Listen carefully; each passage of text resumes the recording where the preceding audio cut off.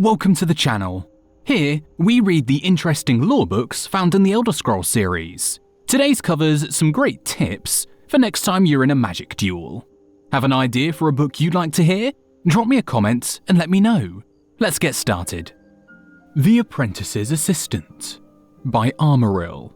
Advice from Valenwood's most prestigious spellcaster. No doubt you have heard the tales of my adventures. Stories carried from province to province, all of Tamriel in awe of my feats of magical prowess.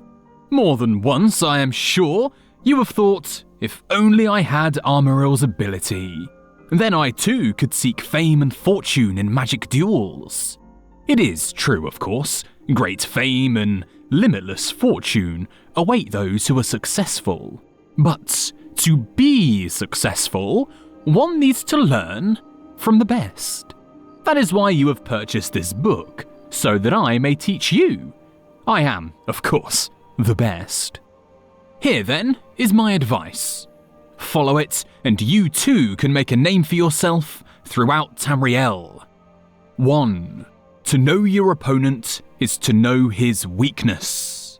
Infinitely more versatile than a simple blade of steel, a good mage has a wide array of spells at her disposal. More than that, she knows when best to use them. She knows that frost spells can stop a charging beast, or keep a savage brute from swinging his sword. She knows that shock spells can drain her opponent's magicka. She knows that illusion spells can set a group of enemies against each other, should she find herself in a less than fair fight, an all too common reality when her opponents know they cannot win in single combat. And that there are spells that can save her in a moment when all seems lost. 2. To know yourself is to know your limits. Even the best mage has a finite reserve of magicka. None born yet have been graced with Magnus's infinite reserves of power, and so a good mage does not overextend herself. She makes sure she always has enough magicka to keep herself safe. Failing that, she makes sure she has a sizable supply of potions at the ready. Failing that, she makes sure she always has an escape route. Not that the great Armoril has ever fled a fight, but of course you do not necessarily share her superb natural ability. That is why you must practice. 3. Wards can kill you. There is no question that wards are an essential tool of any aspiring mage. They can block incoming spells, negating your opponent's attack and wasting his magicka. A good mage knows, however, not to rely too heavily on her ward. Keeping a ward readied for too long will leave a caster drained of magicka, unable to retaliate, and at worst, unable to maintain the ward, and therefore completely defenseless. 4. 2 hands are not always better than 1.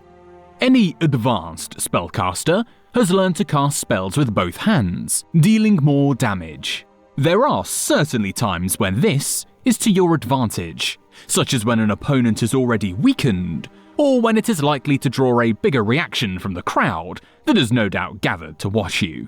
It will not always be the best strategy, however.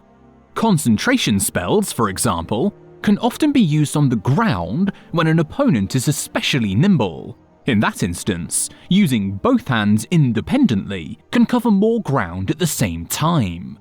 A mage throwing fireballs with both hands cannot immediately raise a ward to defend herself, or heal while she continues to attack. 5. Always rise to a challenge, especially when you know you can win. Remember that your first priority is, of course, to stay alive. Following closely behind, though, is your need to please the crowd. You are, after all, depending on their generosity to fund your adventures. Here, then, more than magic comes into play. If you can gain a sense of your opponent's ability before the duel begins, you can enter into the event with confidence. Knowing that you outclass your opponent is of great importance, as it means you can confidently give the crowd a better show. Likewise, knowing ahead of time that you could very well lose a duel you are afforded an opportunity to suddenly find yourself engaged elsewhere and be unable to attend the event. By no means do I suggest that I have ever done such a thing. I simply find that my great fame occasionally means I am unable to respond to every single request for a duel. Keep these few things in mind, keep your wits about you, and you too can make a name for yourself by putting on great displays of magical prowess. Take care though, for if you become successful enough, you may find yourself facing a challenge from me. Thanks for listening. If you like listening to the lore of the Elder Scrolls, here's a couple other videos you may like as well. See you next time.